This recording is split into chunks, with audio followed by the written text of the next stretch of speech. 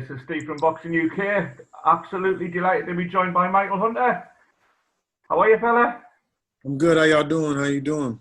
I'm all right. I'm just saying, talking off camera, we've got a Las Vegas resident talking to a Newcastle resident. Can you understand me okay? Yeah, yeah. Just a wee bit. You've made the news this week, Michael. Leaving Matchroom. Yeah. You know, it's news. You know, any news is good news when putting my name out there at this point. How did it come about, Michael?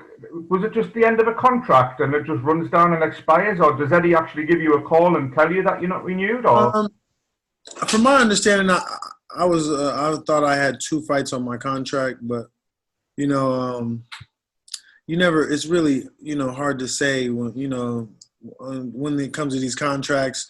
But I really just when somebody really doesn't, when I don't have the same love or the same feedback, it was just a time to part ways. So it was no bad blood or anything. It was just that the right time, Yeah. So do you get a phone call to make it official, Michael, or is there emails, or does it just expire?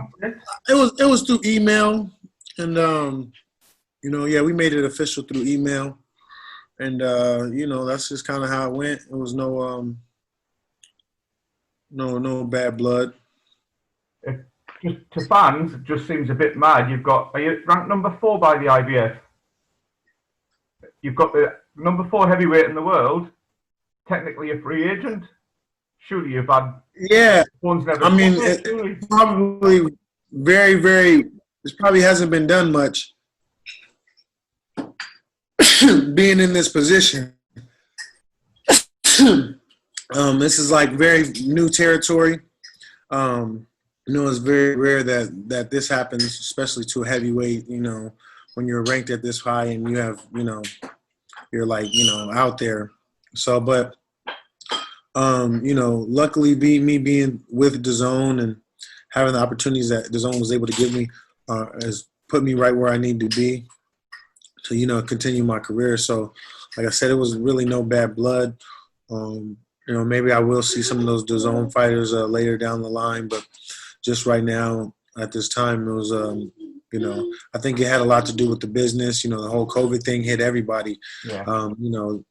They had the biggest budget, and they were probably spending the most craziest out of the 3 as well. So I just think it's just a time thing. So one of the things that I've heard you say is potentially you might have been seen as too big a threat for some of the other Matchroom DAZN fighters. That I might what? That you maybe were seen as something of a too big a threat? Yeah, absolutely. I think, I said that before. Like, I wasn't able to fight. They would never really throw me in there with a DAZN fighter or somebody that they're working on or they see as a project. I was never really a project for them. I feel like I was just a part of their big project, which I was totally aware of from the very beginning. Sometimes in America you could get, a lot of different things. People could tell you and do something else. So I really respected DAZN just for, doing what they said they were going to do. And, because in America it's very hard to get these type of breaks and get these type of, opportunities, So, and also I think, like I said, it's just a time thing. The industry and the company, boxing as an industry is, has been having ups and downs, and just as the world has. So I just think it's just a time thing, an ebb and flow type of situation, and I just got caught up in the situation. So I saw on your Twitter, Michael, that you put a poll out for your followers. It's already got 10,000 votes on who you should go to next. Have you got? Yeah, I got to look at the votes. Last time I seen it was at about 8,000, but I found it very interesting that the most was other. Yeah. Nobody. If I had to win, it would be other right now. So, and I like that. I like that. Just letting me know that my fans and the people that are really watching what's going on kind of see, they kind of see what the opportunities are. I have different, all those other guys that were on there. I obviously can. I have like the first right of refusal. I could go over there and probably get some type of deal. Yeah. But other is far more challenging, and I've always kind of had to take the difficult road, or have taken the difficult road. So Good man. Here I am. It won't detract from your desire to be heavyweight champion.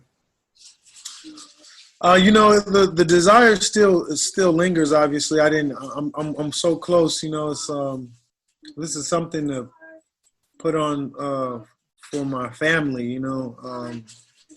A benchmark almost. You know what I'm saying? And I know when I get it, it was no luck involved. You know what I'm saying? I got it straight off the muscle. And not one person in the heavyweight division right now can tell you that. You know what I'm saying? Only person I could give kudos to probably as much as Andy Ruiz. He was fighting and he got opportunity, but even him, he's had different opportunities and greater opportunities than myself. So when I get that title, it's going to be, there's no going to be anybody is going to be able to say anything to me about me getting the title. I'm definitely going to be the heavyweight champion of the world, without a doubt. Good man. Can I just take you back? You're saying about doing things the hard way. The last fight that you had was Povetkin, and I'll be honest, we thought you won that fight. I think the vast majority of fans thought you won that fight. Yeah. 6 months later, Michael, what's your thoughts on it?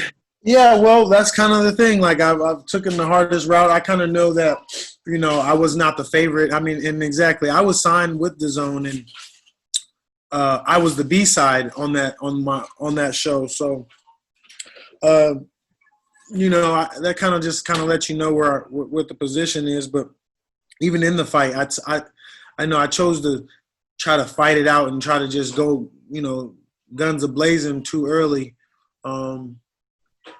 Just because I got excited and stuff like that. Now, before the fight, I was, you get all calm and, you're cool and stuff.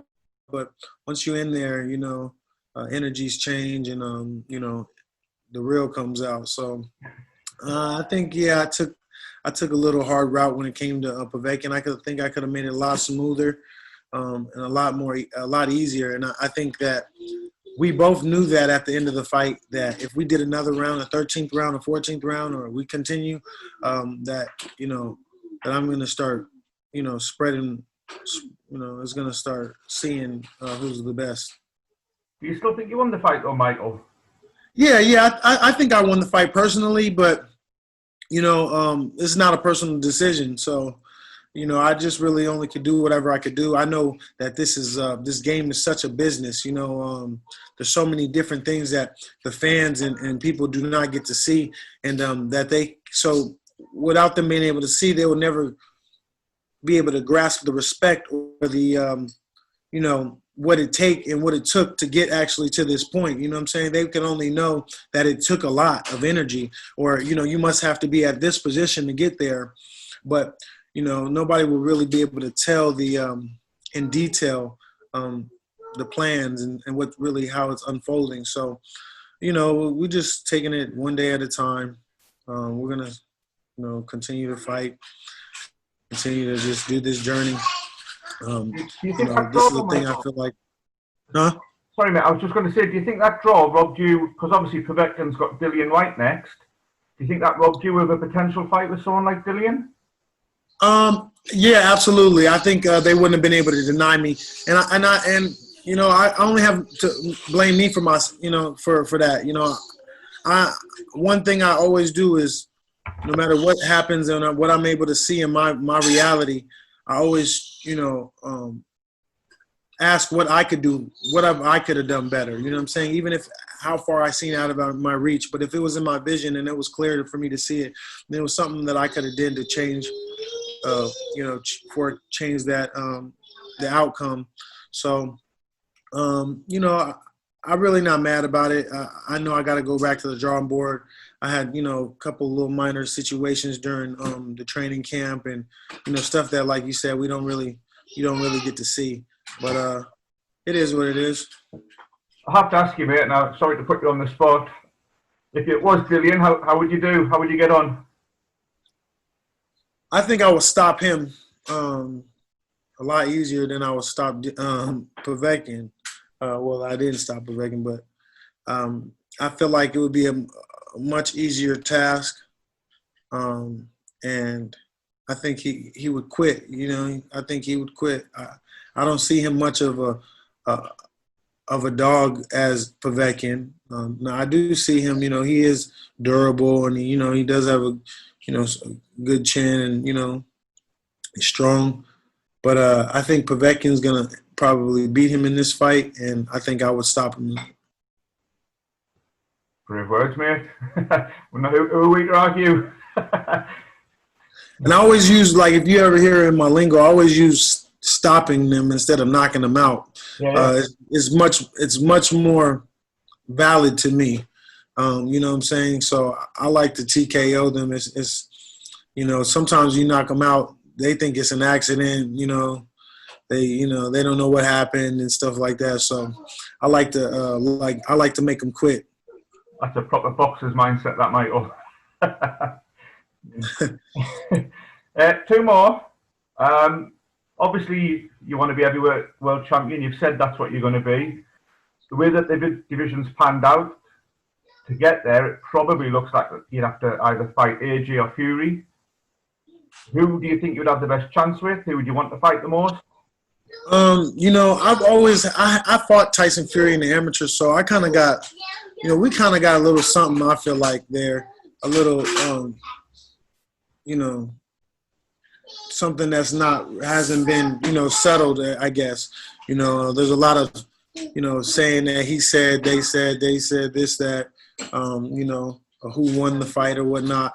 But, Can I ask you a question, Michael? Again, we were talking off camera, and we were obviously doing the research before we talked to you properly.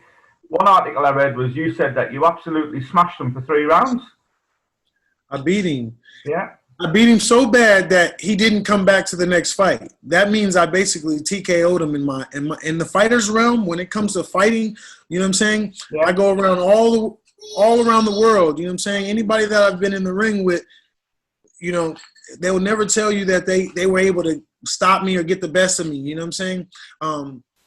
So I pride myself off of that.